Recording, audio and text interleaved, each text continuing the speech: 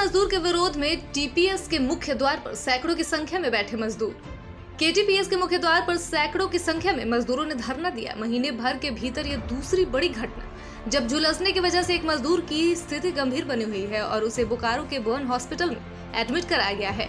केटीपीसी में सुरक्षा व्यवस्था को लेकर मजदूरों ने सवाल उठाया और कहा कि बिना किसी सेफ्टी के मजदूरों से काम कराया जाता है, जिस वजह से लगातार ये हादसे हो रहे हैं। मजदूरों ने मुख्य द्वार को जाम किया और धरना दिया और कहा कि मजदूरों की मांग अगर पूरी नहीं की गई तो ये लोग उसे उग्र आंदोलन करेंगे। मजदूरों के समर्थन में विभिन्न राजनीतिक दलों के नेता भी वहां धरना प्रदर्शन में पहुंचे। वहीं केटीपीएस के अंदर मीडिया के अंदर जाने पर पूरी तरह से रोक लगाई गई और कोई भी पदाधिकारी किसी भी तरह की पुष्टि या बयान देने को सामने नहीं आता। मजदूरों का धरना अभी लगातार जारी है। तो आपका गेट खुलने में जरा बराबर भी देरी नहीं होगी। शर्ट है आप जैसा वर्ड बनने का प्रयास करें। मैं नहीं धन्यवाद यादव जी और इस सभा का संचालन कर मुझे गया हॉस्पिटल और वहाँ देखा कि एक मजदूर जल गया था, पूरा उसका बॉडी जल गया था। वहाँ मैं जाकर मिला और उसे, चूंकि उन लोग यहाँ व्यवस्था भी स्वास्थ्य का उसके पास कुछ नहीं है, जीरो है स्वास्थ्य के मामले में, मैं तुरंत उसे डांट कर मैं रेफर करवाया और अभी उसका बोकारो में इलाज चल रहा है।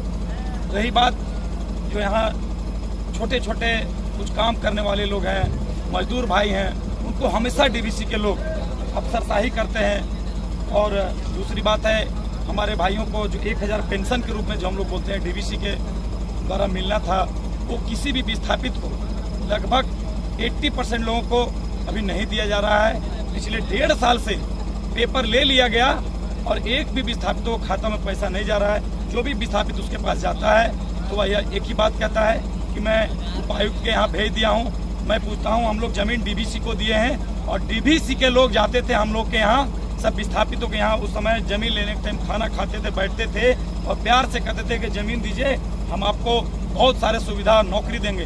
लगातार दुर्घटनाएं हो रही हैं, इस पर क्या कुछ कहेंगे? सुरक्षा के क्या कुछ? सुरक्षा के नाम पर डीवीसी जीरो है, इसके पास कोई सुरक्षा नहीं है। सुरक्षा में कोई सेफ्टी जो इसका इंजीनियर है वो लोग को मैं देखता हूँ, ना कोई मीटिंग लेता है, ना कोई सुरक्षा करता है, हमेशा सिर्फ वो अपना काम निकालना।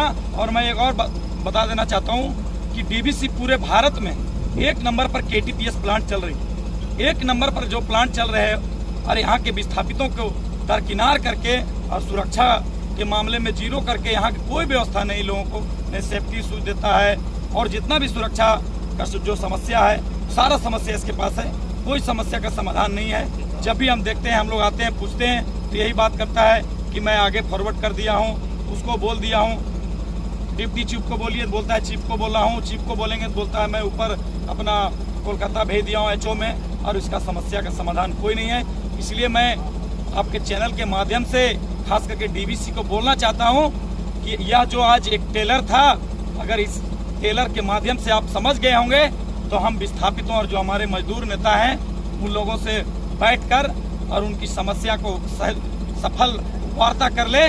और अगर नहीं करते हैं वार्ता तो आने वाले समय में पूरे मजदूर, आज 1000 मजदूर और हमारे विस्थापित लोग आए थे, सभी मिलकर, हमें किसी को बोलने की जरूरत नहीं है, सभी यहाँ आ जाएंगे और यहीं बैठ जाएंगे। हम लोग महीनों तक धरना पर बैठेंगे और जब तक मेरी डिमांड पूरा नहीं होगा हम लोग यहाँ से उठने नहीं जा रहे हैं।